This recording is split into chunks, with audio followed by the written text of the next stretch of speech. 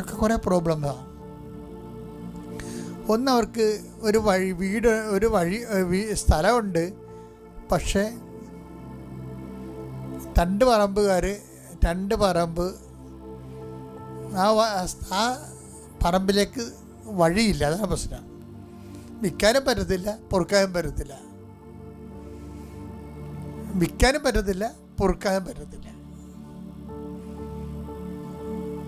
അപ്പം ഇവിടെ ഉഴമ്പെടുക്കാൻ നേരത്ത് കവിത കർത്താവേ വിൽക്കാനും പറ്റണില്ല, പൊറുക്കാനും പറ്റണില്ല എന്ന് എഴുതി. അതെ. അപ്പോൾ ഇവർ വഴി കൊടുത്താൽ മതി, പക്ഷെ കൊടുക്കത്തില്ല. വർഷങ്ങളോട് ചോദിക്കുന്നതാണ്, കിട്ടണില്ല. ഇവളുടെ ആസ്തി എന്താണ്? ഇവളുടെ ആസ്തി എന്ന് പറയുന്നത് നമ്മൾ നേരത്തെ പറഞ്ഞ നിഷ്കപടതയാണ്. കർത്താവിൻ്റെ തിരുസന്നിധി എടുത്ത ഉടമ്പടിയിൽ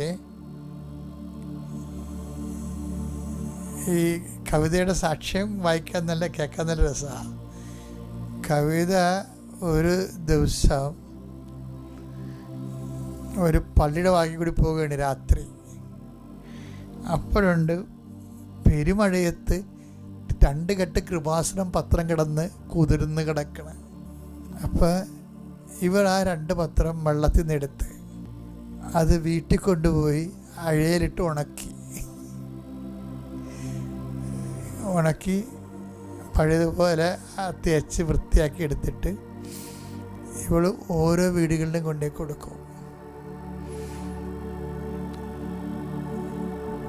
അത് കൊടുത്തു കഴിഞ്ഞപ്പോൾ കർത്താവിന് നിഷ്കാപട്യം പിടികിട്ടി. ഇരുട്ടത്ത് കിട്ടിയ പത്രമല്ലേ, ഇവൾ ചവിട്ടിപ്പോയാലും ആര് തിരക്കാനാണ്?